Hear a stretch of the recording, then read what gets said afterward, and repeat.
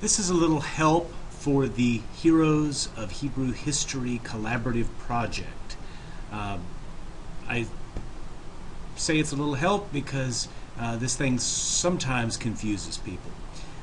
You should have received already 2 emails. It may have come in one email. I'm not sure how it'll work, but indicating that 2 files have been shared with you.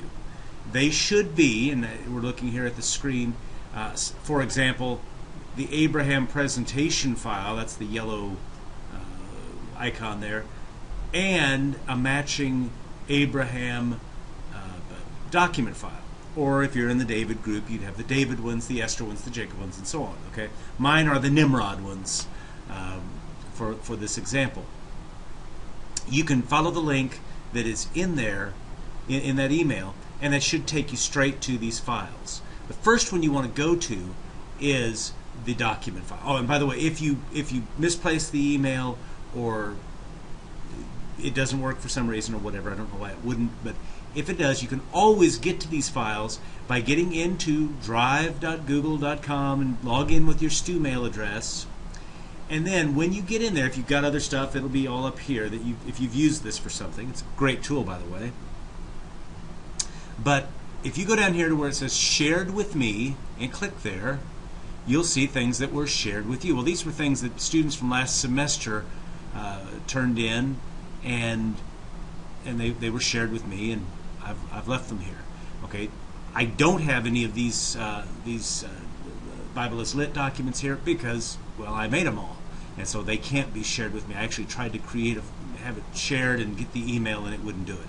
So we're going to pretend that's there, but right now I've got them all right here. So I'm going to go into my Nimrod item, and of course you'll only have the matched pair. It should be the only ones you have from me.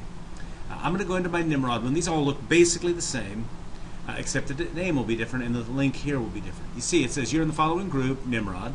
Please make contact by entering information on how your group should contact you. In order to receive points for this assignment, you'll need to, this is very important, number 1, enter your information by the contact date and look at the calendar to see when the contact date is. And number 2, contribute to the group's presentation that's due on the presentation date. Okay, and that again is on the calendar. When those are all done, or after the presentation date or after the due date, I'm going to take away your read-write access to these files and give everyone read-only access to them.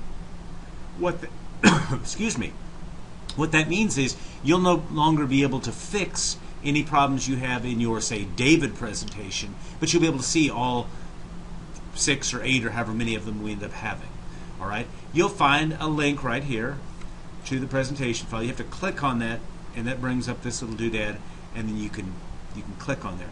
But before we go to that, I'm just going to do this presentation thing. You could say a little something about yourself, or what I know about Nimrod or whatever. Basically, you could just say, here's who I am. I'm Mark Browning. My phone number is 816-812-8103. You can text or call me, but preferably not during The Bachelor. Don't want them calling during your favorite show, right? Or email at, you get it, okay? Put the information on there. If you don't do that, then the other people or the other person in the group is just going to do the thing on their own. And you're at my mercy as far as whether you get to do one or not. You will, but you'll probably have to do Nimrod. Okay, so you can either go back over here through the files shared with me, or you can click on here, and that'll take you to the presentation that I've created. Now, presentation is basically blank. I put a theme on them. I intentionally chose a really ugly one here, and so you might want to change the theme. You can go up here, do slide. Oh, what would be better? How about I like that one. It's maybe equally ugly. Woo!